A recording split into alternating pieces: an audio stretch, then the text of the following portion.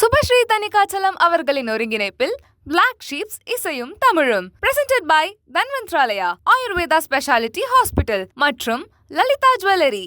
For tickets, bookmyshow.com.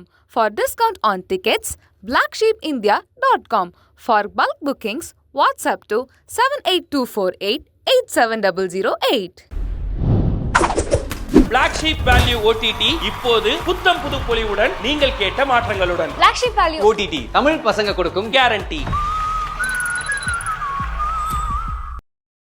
Bro, most importantly அப்பா ஒரு ஸ்ட்ரிக்டான போலீஸ் ஆஃபீஸர். அப்பா கிரிக்கெட் ஆடிட்டு வரும்போது லேட்டா வந்தா அடி அந்த மாதிரி ஏதாவது சம்பவம் நடந்திருக்கா? இல்ல அதான் அடி உதை குத்துன்றது என் வீட்டுல ஆக்சஸ் கார்டு மாதிரி அது இல்லாம உள்ள போக முடியாது. எப்பவுமே ஆல்மோஸ்ட் ஒரு 5 மணிக்கு மேல வீட்டுக்குள்ள போனாலே பேட் பால்லாம் எங்கேயாவது ஒளிச்சு வச்சிருவோம். நான் ஃப்ரெண்ட்ஸ் கிட்ட கொடுத்துட்டு எடுத்து போய் வீட்டுக்கு எடுத்து போக சொல்லிடுவேன். வீட்டுக்குள்ள விடவே மாட்டேன். இல்லைன்னா அந்த பேட்டாலே அடி விடும் நம்மளுக்கு. அதனால அந்த வெப்பன்ஸ் எல்லாம் கொஞ்சம் எங்கேயாவது ஒளிச்சு வச்சுட்டு ஒரு 6 மணி 5 மணி வீட்டுக்குள்ள போனாலும் அடி கன்ஃபார்ம் அடி இருக்கும். ஒருவேளை அவர் லேட்டா வந்தாருன்னா லேட் அடி இருக்கும். 8 மணிக்கு எழுப்பி அடிச்சுட்டு படுத்து தூங்குவாரு. அதனால அது வெளியே போனாலே நம்மளும் ஏதாவது 7:30 எடுத்துட்டு தான் வருவோம்னு வச்சுக்கல. போனா கிரவுண்ட்ல ஏதாவது சண்டையை போட்டு வருவோம். எவனா ஒருத்தர் வந்து கரெக்டா வரும்போது அங்கிள் உங்க பையன் கம்ப்ளைண்ட் பண்ணுவான். அதனால அது ஆப்வியஸ்லி நடக்கிறது. அடிலாம் ஜாலியா தான் வாங்கிடுது. நீங்க பார்த்ததுலயே மறக்க முடியாத ஒரு கிரிக்கெட் மேட்ச் ஏதாவது இருக்குதா? மறக்கவே முடியாத ஒரு கிரிக்கெட் மேட்ச் நிறைய இருக்கு. அப்பா பத்தி பேசும்போது ஒரு 8th 7th 6th தெரியல, ஆல்மோஸ்ட் அது வேர்ல்ட் கப் தான் நினைக்கிறேன். வேர்ல்ட் கப்பா மினி வேர்ல்ட் கப்பான்னு தெரியல. ஏதோ ஒரு மேட்ச் ஒன்று ஒரு டீம் ஆடி முடிச்சுட்டாங்க. பாகிஸ்தானா அது செமிஃபைனல், ஃபைனல் கிடையாது, அது மட்டும் தெரியும். ஏன்னா ஜெயிச்சா இந்தியா ஃபைனல் போயிடலாம். ஊரே உட்காந்து பார்த்துக்கிட்டு இருக்கு. நானும் ஓரளவு கிரிக்கெட் தெரிஞ்ச கிரிக்கெட் பார்க்குற ஆர்வம் இருக்கிற வயசு அது நினைக்கிறேன். 6th 7th படிக்கும் போது எங்க அப்பாலாம் அன்னைக்கு சீக்கிரம் வந்துட்டாரு, மேட்ச் பார்க்கலான்னு வந்துட்டாரு. வந்து உட்காந்து எல்லாம் ஃபுல்லா பார்த்துட்டே இருக்கும். சச்சின் அவுட். அவுட் ஆன உடனே நான் மாட்டு கத்துறேன், சச்சின் அவுட், டம்முன்னு ஒரு அடி வந்துச்சு. அவன் அவுட் ஆனா நீ ஆண்டா கத்துற, அறிவில்ல ஒண்ணு படம் அப்படின்றாரு. டேடி ஏன் இப்படி நம்மள அடிச்சு அவரு ரொம்ப சோகமா கொண்டாரு. அவருமே ஆக்சுவலா அவரு ரொம்ப சோகமா இருந்திருக்காரு. அந்த பிரஷர் என் மேல காட்டிட்டாரு. அது இன்னும் எனக்கு மறக்க முடியாது. எங்க அப்பா என்ன அடிச்சுதான் குடும்பமே என்ன ஆச்சு, என்ன அடிச்ச உடனே டப்பு. ஏன்னா எல்லாருமே என்னன்னா கத்துறது ரெடி ஆனேன். நான் கொஞ்சம் முன்னாடி கத்திட்டேன். எல்லாரும் கத்திருந்தா எல்லாருக்கும் அடி வந்து திட்டு வந்திருக்கு வீட்டோட. அது மறக்க முடியாது. அது ஆக்சுவலா அது பூஸ்ட் வேர்ல்ட் கப் நினைக்கிறேன். ஆமா, அந்த புக் எல்லாம் போட்டு 96 வேர்ல்ட் கப் நீங்க பேசுறது அதான் நினைக்கிறேன்.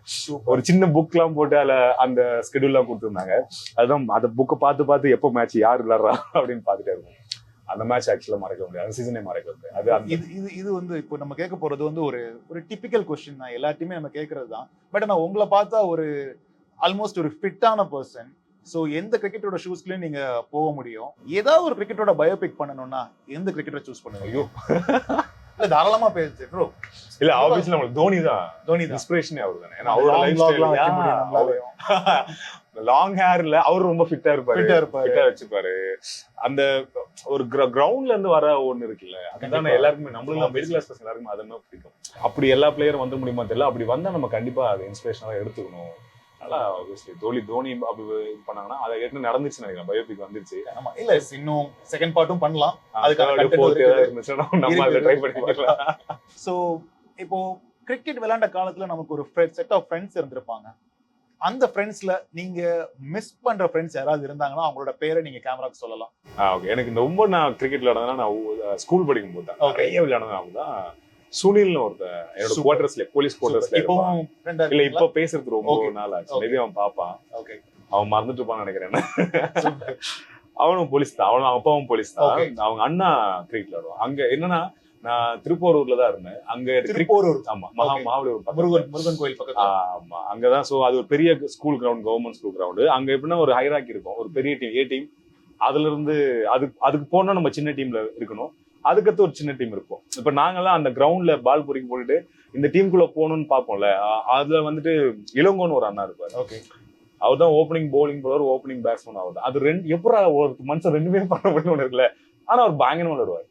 ஆக்சுவலா பயங்கரமா விளையாடுவார் வச்சுங்களேன். அவர்லாம் ரொம்ப இன்ஸ்பிரேஷன். அந்த டீமே ஒரு மாதிரி ரொம்ப சூப்பரா இருக்கும். அந்த டீம் ஆக்சுவலா எங்க போனாலும் ஜெயிச்சுட்டு வருவாங்க. அதே போல சண்டைலாம் போட மாட்டாங்க. அந்த 11s, அந்த 12, 13 அந்த அவங்க எல்லாருமே ரொம்ப யூனிட்டியா இருப்பாங்க. அதெல்லாம் பார்க்கும்போது ரொம்ப ஓகே, ஒரு கிரிக்கெட் டீம் இப்படி இருக்குமா அப்படிங்கிற மாதிரி இருக்கும். அதுல அந்த டீம்ல இவன் போய் விளையாடினா ஒரு டைம் ஆள் இல்லைன்னு சொல்லிட்டு அவ்வளோ பெரிய டீம்ல போய் இத்தனைக்கும் என்னோட சின்ன பையன் தான், என்னோட ஒரு 3-4 வயசு சின்ன பையனா இருப்பான். ஆனா அவனோட ஸ்ட்ரோக், அவன் விளையாடுற ஸ்டைல் ரொம்ப ஸ்மார்ட்டா விளையாடுவான். அப்புறம் நான் ஓடி வந்து மாங்குன்னு போலிங் போடும்போது திட்டுவான். ஓகே, ஏன் ஓடி வந்து போற, கரெக்டா லைன் லென்த்ல போடு, அதுன்னு நினைப்பா உனக்கு அப்படின்வான். எனக்கு ஓடி வரத்துனோ பயங்கர ஜாலியா இருக்கும். பட் அவன் 2-3 ஸ்டெப்ல நின்று அப்படி ஒரு ஸ்பின் போடுவான். அப்படி பால் அவ்வளவு ஸ்மூத்தா டர்ன் ஆயிட்டு டப்புன்னு அவன் மட்டும் ரொம்ப சிம்பிளா இருப்பான். அவன் ஸ்டைல் ரொம்ப பிடிக்கும் எனக்கு, சுனில் அப்படின்னு சொல்லிட்டு. இப்ப என்ன பண்றான்னு தெரியல. சுனில் கண்டிப்பா பாப்பாரு. எனக்கு ரொம்ப பிடிச்ச படம் மெட்ராஸ்.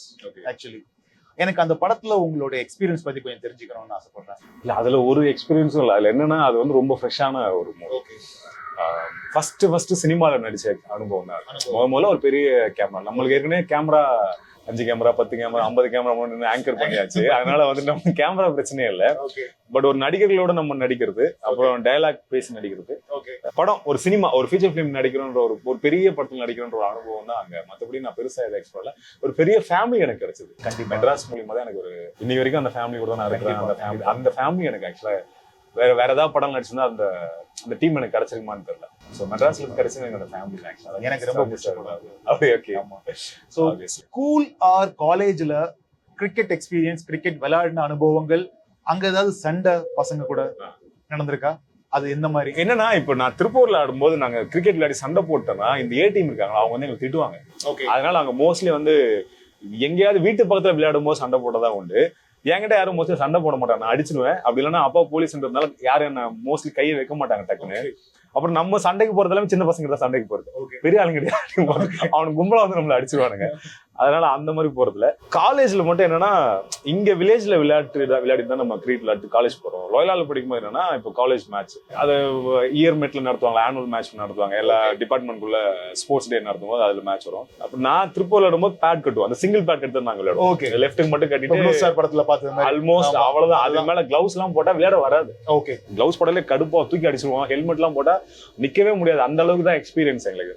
இப்போ லோயலால் போய் நாங்க என்ன பண்றோம், மேட்ச் ஆல்மோஸ்ட் ஃபர்ஸ்ட் மேட்ச் நாங்க ஜெயிச்சிட்டோம். ஃபர்ஸ்ட் மேட்ச் நாங்க ஜெயிச்சோம். எப்படி ஜெயிச்சோம் எங்களுக்கு தெரியாது, எங்க சீனியர் வந்து ஜெயிச்சிட்டாங்க.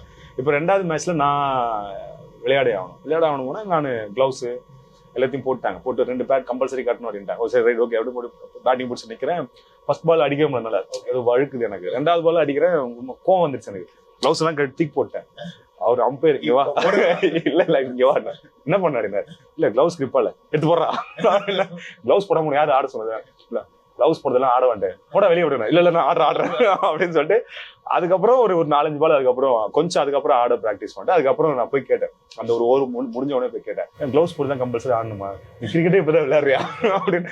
கிரிக்கெட் விளையாடுவேன், பட் இந்த மாதிரி எல்லாம் இப்பதான் நான் விளையாடுறேன் அப்படின்னா. கம்பல்சரி கிளவுஸ் போடணும், கை விரல்கள் ஏதாவது போச்சுன்னா அப்புறம் யார் பொறுப்புப்பா, சும்மா இந்த மேட்ச்க்குலாம் எவ்வளவு ரிஸ்க் எடுக்கூடாது அவரு. ஓகே, அப்போ எனக்கு என்னன்னா இதெல்லாம் போட்டு ஆடணும்னு ஒரு ஆசை வந்துச்சு. இப்போ நெக்ஸ்ட் இயர் நாங்க அதே போல அந்த கிட்லாம் வச்சு அதுவே ஒரு அந்த கிட்டை நம்ம யூஸ் பண்றது இருக்குல்ல, அதுவே ஒரு பெரிய அனுபவம் தான்.